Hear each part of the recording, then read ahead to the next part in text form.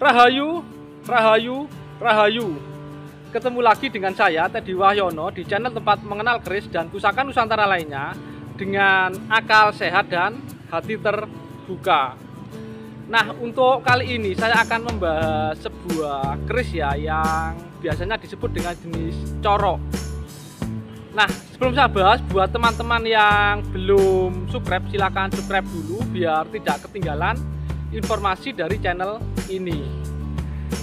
Nah, keris corok ini biasanya untuk menyebut keris-keris yang memiliki ukuran di atas ukuran keris normal, biasanya di atas 40 cm ya. Dan umumnya keris-keris normal itu kisarannya itu 30 cm sampai 37-38 lah, seperti itu. Tapi ada juga yang menyebut keris-keris yang besar itu dengan istilah kolowijan. Sebenarnya untuk keris atau pusaka kolowijan itu biasanya untuk menyebut keris atau tombak yang memiliki dapur yang aneh, yang tidak biasa, atau keris yang memiliki jumlah luk di atas 13. Nah, yang akan saya bahas ini adalah jenis corok ya, luk 5. Ini milik salah seorang pecinta keris dan kolektor keris dari Surabaya. Dan dapurnya itu kebetulan Pulang Geni ya, dapur Pulang Geni. Dan memang kalau kita lihat warongkonya, ini memang seperti warongko keris Bali ya. Dan untuk keris ini sendiri itu memang diperkirakan dari era Blambangan, Jadi daerah Jawa bagian timur yang cukup dekat dengan Bali juga ya, kayak gitu. Nah, seperti apa keistimewaan keris dapur Pulang Geni yang berukuran corok ini, ada jenis corok ini mari kita simak sama-sama.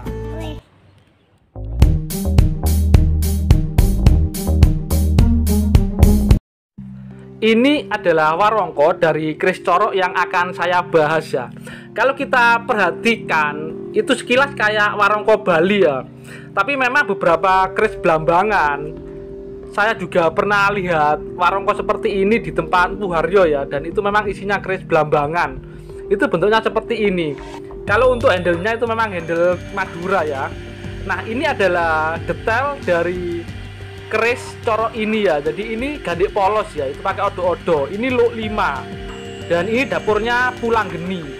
Kalau dalam ilmu filosofi luk keris, luk 5 itu adalah untuk ngelmu ya, lelaku atau belajar mengajar. Nah, sedang untuk ukuran corok sendiri mungkin tidak jauh beda dengan ukuran patrem ya. Jadi dari fungsinya, kalau patrem ada dua teori, ada yang bilang itu untuk anak-anak, ada yang untuk wanita, tapi ada juga yang untuk tilik sandi agar mudah dibawa. Nah, kalau dibuat besar ini sebenarnya untuk apa? Kemungkinan ini juga memiliki fungsi sebagai senjata juga ya. Kayak kalau yang keris-keris berukuran besar itu seperti Bangkinang atau yang dari daerah Riau itu sekitar 60 cm. Terus ada keris Moro atau keris Sunda yang dari daerah Filipina itu juga sekitar 60 cm. Dan itu memang fungsi utamanya sebagai senjata. Apakah keris corok yang seperti ini juga sebagai senjata? Itu memang ada beberapa pendapat.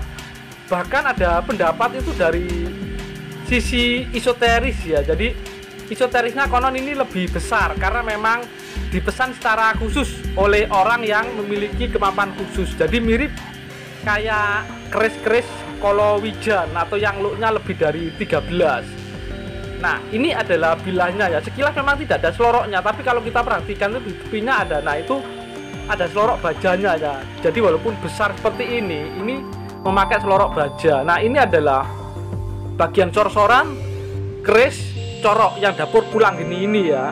Jadi ini gandik polos itu pakai tingil ya, dan pakai odo-odo. Nah, itu kalau kita perhatikan bagian tepi-tepinya itu terlihat ya selorok bajanya ya. Jadi ini juga tetap memakai selorok baja. Jadi kemungkinan besar memang ada fungsi sebagai senjata karena ada selorok baja di bagian tengahnya. Nah, ini sisi baliknya ya. Jadi sama. Jadi ini selorok bajanya tetap ya. Ini terlihat walaupun kecil sedikit, tapi kalau kita perhatikan lebih dekat itu yang bagian tepi itu ada yang warnanya agak abu-abu, itu adalah selorok baja. Nah, ini adalah bilah kalau dilihat secara keseluruhan ya. Jadi ini yang disebut dapur Pulang Geni. Jadi luk 5 ganti polos ya dengan pejetan dan tingil kayak gitu. Jadi ini dapur Pulanggeni, karena kalau di Jogja ada keris Kanjeng Kiai Pulanggeni itu dapur tilam UP.